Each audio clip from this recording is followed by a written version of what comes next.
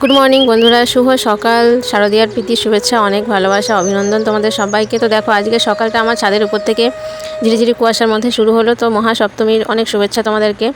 আজ সপ্তমী সেহেতু ঘর বাড়ি সবই লেপাপোছা হয়ে গেছে। আর দেখো, বড় ঘরটা মা ধুয়েও ফেলেছে। তারপর আজকে যেহেতু সিঁদুরের ফোঁটা দিতে হয়, তো মা এখানে সিঁদুরের ফোঁটা দিয়ে দিচ্ছে সব ঘরের দরজাতে।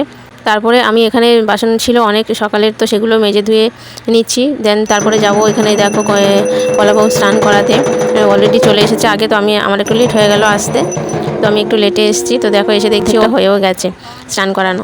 তো দেখছিলাম যে কেমন কি করে, কারণ আমি আগে তো কখনো আসিনি আর দেখিও নি, এই ফার্স্ট টাইম তো ধরে কিন্তু আমি আসিনি কলাবউ স্নান করানোর সময়। তো এবারে আসলাম, তো সবটাই তোমাদের সঙ্গে শেয়ার করছি। দেখো, তো বলতে বলতে স্নান করানো হয়েও গেল।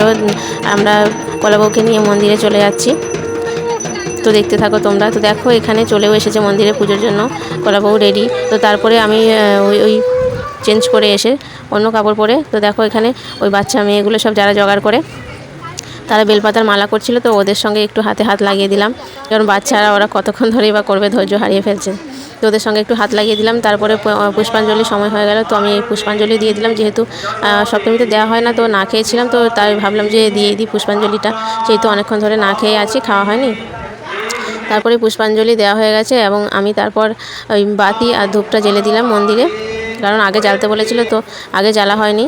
ওখানে পুজোর অনেক জোগাড়যন্ত্র হচ্ছিল, অনেকের পুজো দেওয়া ছিল, তো জ্বালা হয়নি বলে আমি পুষ্পাঞ্জলির পরে জ্বেলে দিলাম ধূপ আর বাতিটা। তো আজকের মিনি ব্লগ এইটুকুই। ভালো লাগলে অবশ্যই লাইক কমেন্ট শেয়ার করে চ্যানেলটি সাবস্ক্রাইব করে পাশে থাকবেন। ধন্যবাদ।